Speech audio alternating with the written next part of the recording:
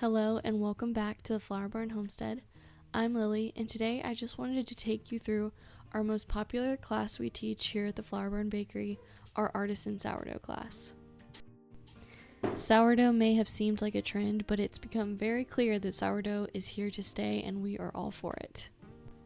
Not only does this class teach you how to make a loaf of sourdough, it also really teaches you how to incorporate sourdough into your everyday life.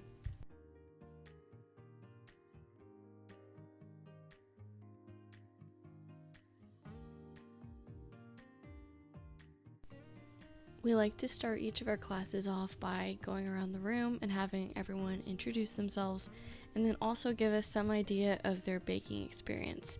And it's really always amazing to me how varied it is. We have a lot of people who have baked sourdough before, who have tried their hand at making their own starters, and even some people who have taken this class before and just have lots of questions, or they want just to get a refresher. And then we also have people who are looking more for just an experience and just come with their friends to have a nice little night out. There are so many videos and how-tos on how to make sourdough, how to manage sourdough, but there really is nothing like hands-on experience, especially when you have someone who is an experienced baker there, so that you can just check in with them, ask them, is this the right texture? Is this the right way I'm shaping this? And I think that's why this class is so popular.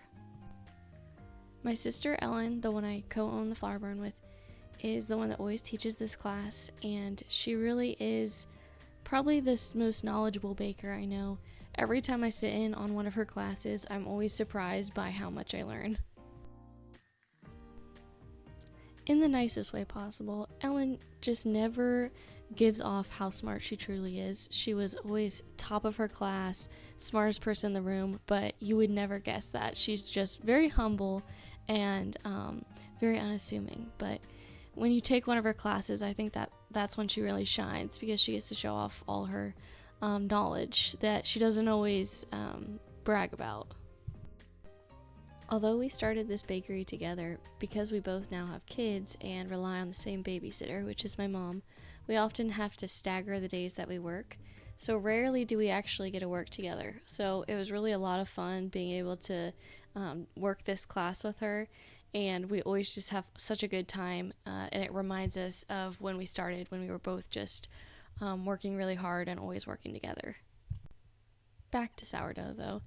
I do feel like the whole sourdough movement kind of ignited this flame of people really wanting to get back to making their own food and experimenting, well, what can I do in my own kitchen and what can I make for myself?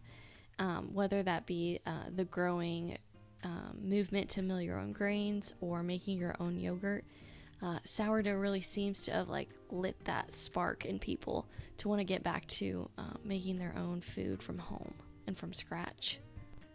If I had to give a piece of advice to anyone who's wanting to start making more things from home, more things from scratch, use cleaner ingredients, I would suggest start with one thing at a time. So maybe set a goal for yourself that I'm going to make one loaf of sourdough every week, and kind of think it through, like, when does that work best for me?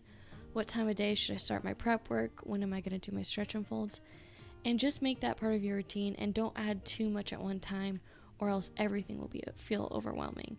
Whereas if you just start with that one loaf, it may just get you excited about adding more things to your routine.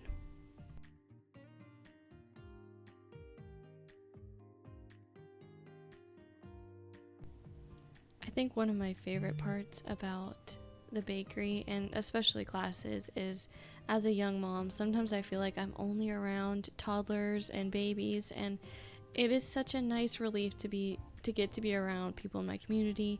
Often people who are very like-minded to me, in that they love to talk about baking, they love to talk about homemaking, and that has just been such a surprising and exciting part of opening the bakery.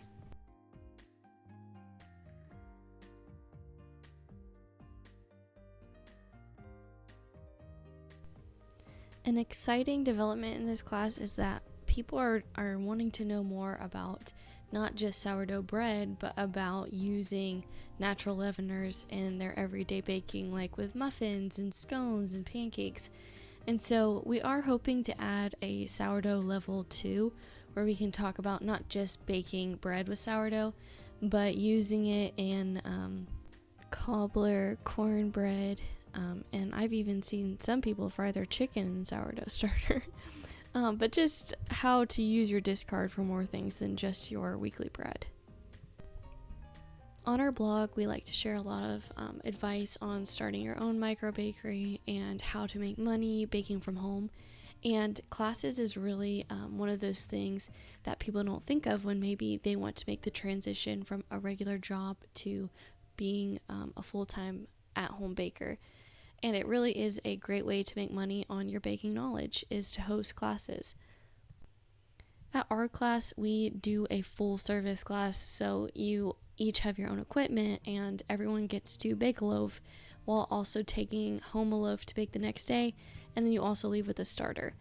However, if you didn't have a bread oven like we do, you would have to have a Dutch oven for each person, so that would get pretty difficult.